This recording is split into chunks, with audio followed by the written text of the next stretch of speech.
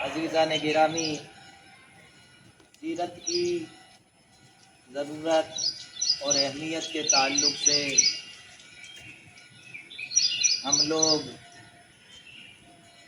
معلومات حاصل کرنے کی کوشش کر رہے ہیں، اور اسی چیپٹر کو اب ہم آگے بڑھا رہے ہیں کہ اللہ تبارک و تعالی نے سب سے پہلی مخلوق حضور علیہ الصلاۃ والسلام کا نور ہے۔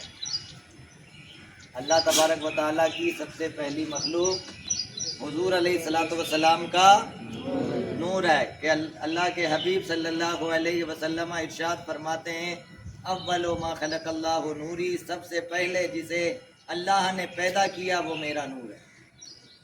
اور پھر حضور علیہ الصلاۃ والسلام کی نور کی برکات کا ظہور آپ کے آبا و اجداد میں ہوتا رہا۔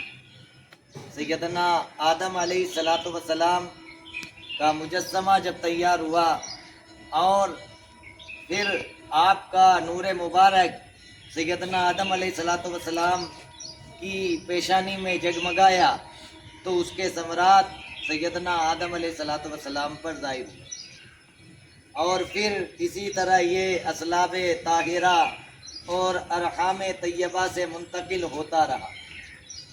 تو جہاں جہاں یہ نور مبارک پہنچا اور جس کی پیشانی میں جگمگایا اس کو معظم و مکرم بنا دیا، یہاں تک کہ سیدنا ابراہیم خلیل اللہ علیہ الصلاۃ والسلام، سیدنا اسماعیل ذبیح اللہ علیہ الصلاۃ والسلام پھر ان کی اولاد سے منتقل ہوتا رہا، قریش میں آیا اور قریش سے حضرت ہاشم کے پاس آیا، حضرت ہاشم کی پیشانی سے سیدنا عبد المطلب رضی اللہ تعالی عنہ جو آپ کے دادا ہیں ان کی پیشانی میں جگمگایا۔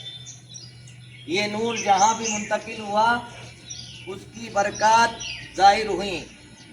حضرت عبد المطلب رضی اللہ تعالیٰ عنہ جو ہمارے نبی صلی اللہ علیہ وسلم کے دادا ہیں، کیا ہیں؟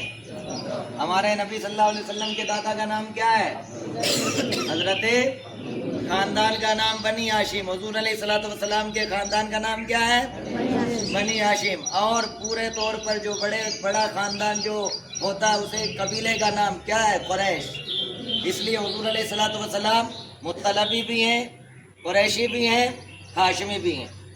اسی لیے حضور علیہ الصلاۃ والسلام کو قریشی کہا جاتا ہے کہ آپ کے آبا و اجداد میں ایک دادا پہر ہوئے، ان کا نام قریش ہوا، وہ بڑی بہادر اور شجاعت والے تھے۔ تو حضرت عبد المطلب رضی اللہ تعالیٰ عنہ کی پیشانی میں جب یہ نور آیا اس وقت میں ایک واقعہ ہوا تھا ابرہہ بادشاہ کا۔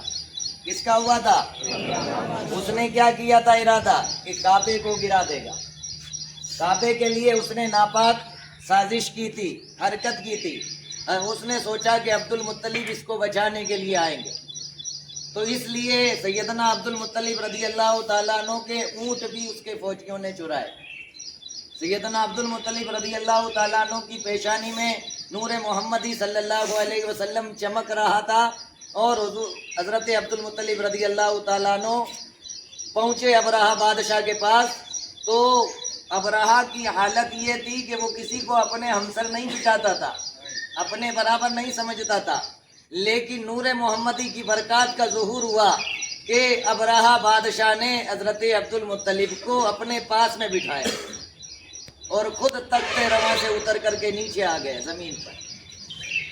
کہا کیا بات ہے؟ کہا اونٹ لینے کے لیے آیا ہوں۔ کہا میں تو سمجھا کعبے کے لفظ سے بات کرنے کے لیے آئے ہو، اگر وہ بھی کرتے تو میں اس کا بھی ارادہ نہیں کرتا۔ کہا اس کے لیے اس کا مالک بچائے۔ بہرحال قصہ مختصر، اللہ تبارک و تعالیٰ نے خانہ کعبہ کی حفاظت کی اور ابابیل پرندے کے ذریعے سے دشمنوں کو ختم کیا۔ تو یہ ایک قصہ مختصر ہے، لیکن نور محمدی کی برکات ظاہر ہوئی۔ تو نور محمدی کی برکات ہمیشہ رہی ہیں۔